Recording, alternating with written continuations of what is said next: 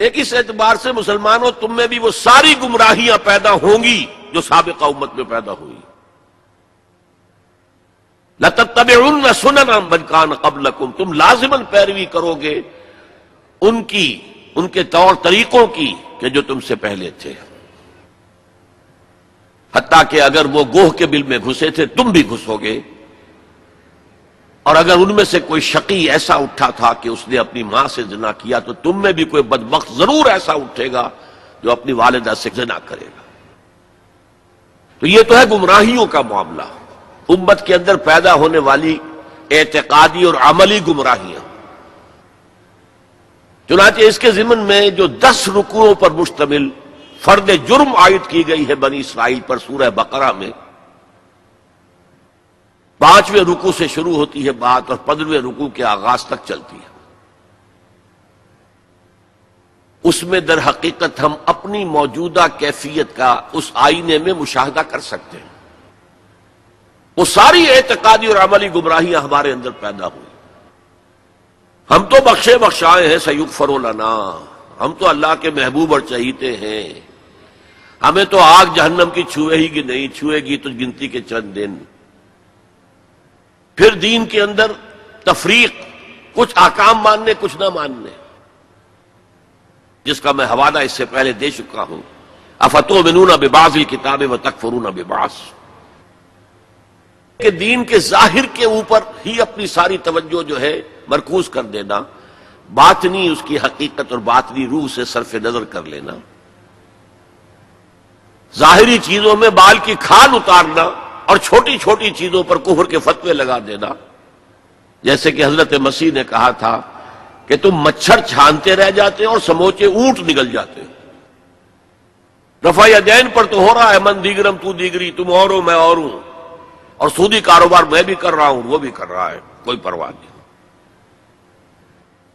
تو ایک پہلو تو یہ ہے، اور وہ بھی ہمارے لیے بہت توجہ طلب ہے کہ ان آیات کو پڑھتے ہوئے ہم اپنا جائزہ لیتے رہیں کہ اصل میں ان آیات میں سورہ بقرہ کے 10 رکوعوں میں اللہ تعالیٰ نے پیش کی ایک آئینہ ہمارے سامنے رکھ دیا کہ اس اعتبار سے تمہارے اندر بھی گمراہیاں پیدا ہو کر رہیں گی،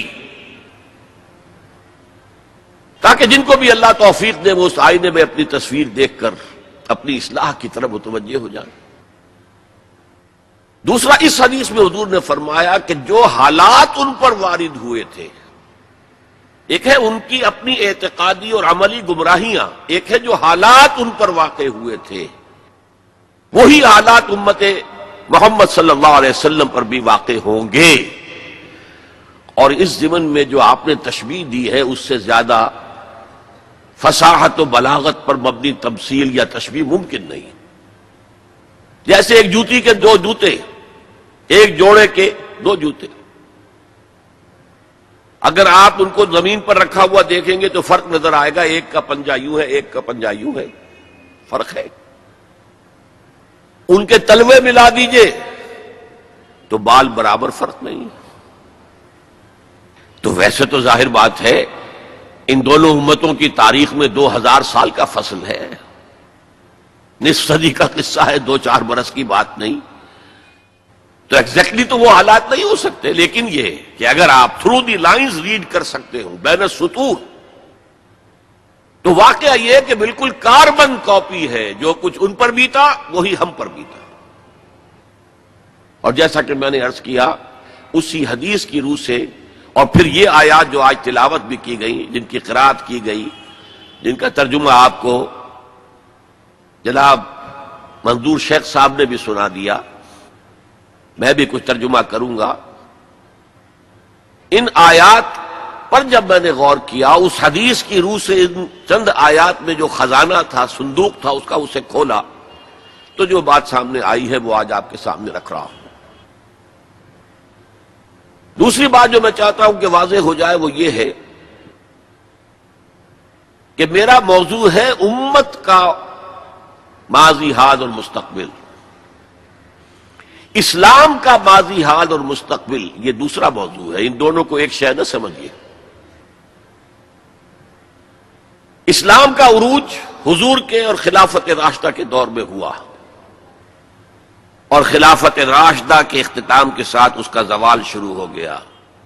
وہ زوال تقریباً 1400 برس تک مسلسل مسلسل مسلسل مسلسل مسلسل جاری رہا. ہاں اب وہ وقت آنے والا ہے کہ پھر اس کا ایک عروج ہوگا. لیکن امت کا معاملہ اس کے برعکس ہے.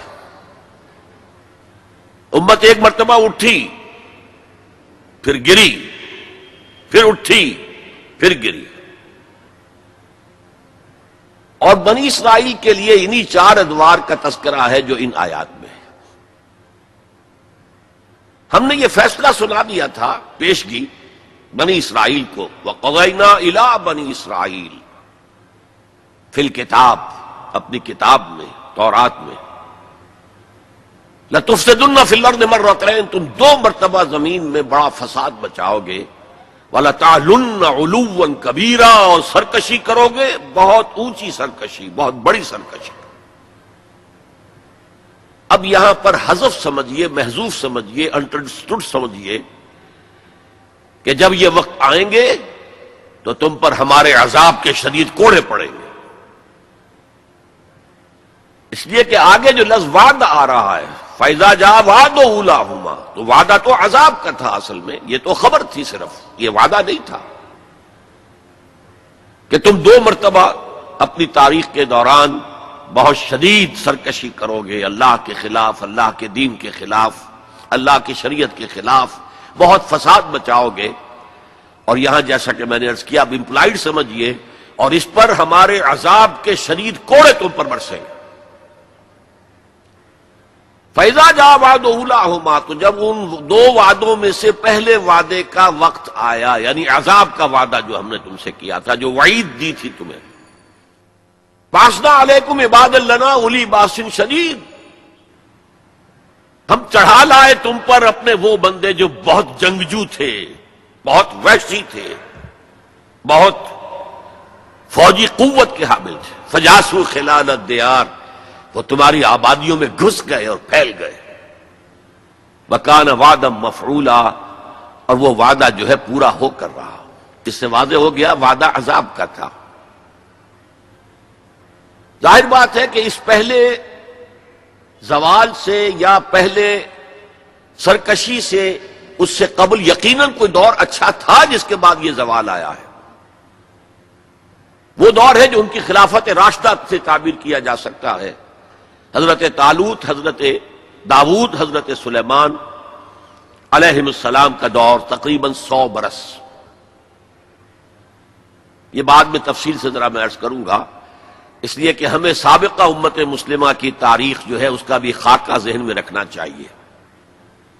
اس لیے کہ مستقبل میں اصل جو پیچ پڑنے والا ہے، جیسے پتنگوں کا پیچ پڑتا ہے، وہ انہی 2 امتوں کے مابین ہے بنیادی طور پر.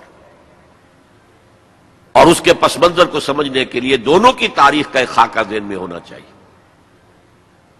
پھر فرمایا ثم رددنا لكم الكرة عليهم، پھر ہم نے لوٹا دی تمہاری باری ان پر.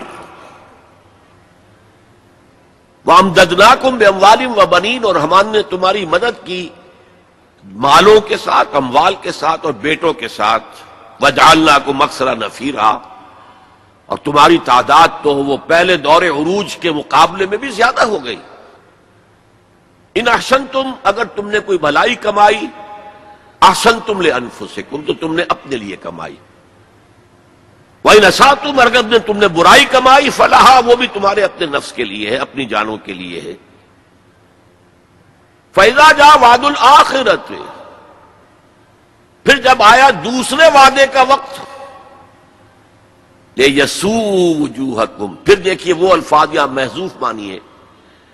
وَأَصْنَعَ عَلَيْكُمْ عِبَادًا لَنَا أُولِي بَأْسٍ شَدِيدٍ، پھر ہم نے تم پر اپنے ایسے بندے مسلط کر دیے اور ایسے بندوں کو تم پر چڑھا لائے جو بڑے جنگجو تھے، بڑی قوت رکھنے والے تھے. تو یہاں اب اس کے بعد پڑھیے لِيَسُوءُ وُجُوهَكُمْ، تاکہ وہ تمہارے حلیے بگاڑ دیں، تمہارے چہرے بدل ڈالے. یہ تو لفظی ترجمہ یہی ہونا چاہیے، لیکن باب محاورہ کیا ہوگا؟ تمہارا حلیہ بگاڑ دیں. وَلِيَدْخُلُوا الْمَسْجِدَ كَمَا دَخَلُوهُ أَوَّلَ مَرَّةٍ، اور وہ داخل ہوں